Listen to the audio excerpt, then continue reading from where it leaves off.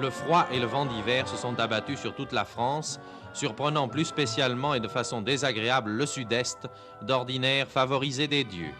Nous sommes en février 56. Après un mois de janvier très doux, en moins de 48 heures, une vague de froid venue de Sibérie fait chuter les températures. Il fait moins 13 degrés à Nîmes et cela va durer des semaines avec un Mistral déchaîné. Les dégâts dans les cultures sont énormes, même les oliviers gèlent. On en voit encore la trace aujourd'hui. Mon père, qui l'a connu, il me disait, au moment du dégel, on passait dans les oliveraies, on entendait le bois craquer. L'eau qui était contenue dans le bois lâchait, le dégel était là, et le bois éclatait, on entendait des bruits pas assourdissants, mais c'était triste, quoi. Partout dans la région, des centaines de milliers d'oliviers meurent. C'est toute une économie qui s'effondre. Les autorités décident alors de couper à ras tous les arbres touchés par le gel.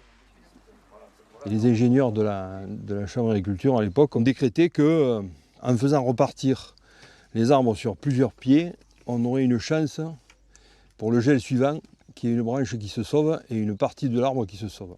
Et est-ce que c'était une bonne idée? Je pense que non, parce que ça fait des arbres encombrants, qui ne sont pas forcément faciles à manipuler pour les cueillettes d'aujourd'hui. Voilà pourquoi nombre d'oliviers ont ces formes étranges avec des troncs multiples.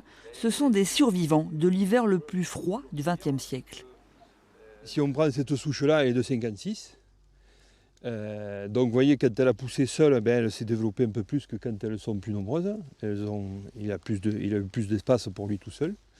Et il est arrivé à refaire des branches toutes neuves, on a refait un arbre. Mais après les coupes rases, il a fallu attendre des années avant de revoir une récolte. Exode rural aidant, beaucoup d'oliveraies ont donc été abandonnés.